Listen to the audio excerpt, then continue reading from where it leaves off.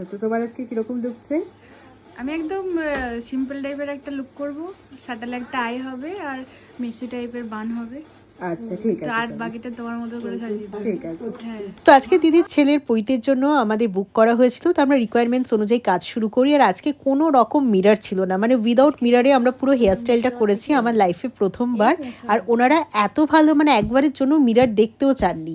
যারা আমাদের ওপর পুরো কাজটা ছেড়ে যায় তাদের কাজটা দেখবে আরও কিন্তু সুন্দর হয়ে ওঠে। আর দিদির দেখো এখানে কিন্তু প্রবলেমেটিক স্কিন ছিল, কিন্তু মেকআপের ফিনিশিংটা দেখো কত সুন্দর এসেছে। তো এগুলো বিশেষ কিছু টেকনিক আমরা ফলো করি, কারণ সব স্কিনে কিন্তু সেম মেকআপ কিন্তু হয় না। তো এই হচ্ছে কমপ্লিট লুকটা। আর কোনো আমার ক্লিপস নেওয়া হয়নি, ছোটো ছোটো এই পিকচারগুলোই ছিল, সেগুলো আমি অ্যাটাচ করলাম। আর দিদির আরেকজন আত্মীয়রও আমি করেছিলাম মেকওভারটা, সেটার কোনো ভিডিও নেওয়া হয়নি, একদম ফাইনাল লুকটাই তোমাদের কাছে দিলাম। স্যাটিসফ্যাকশন আপার লেভেল যাকে বলে। Thank you so much.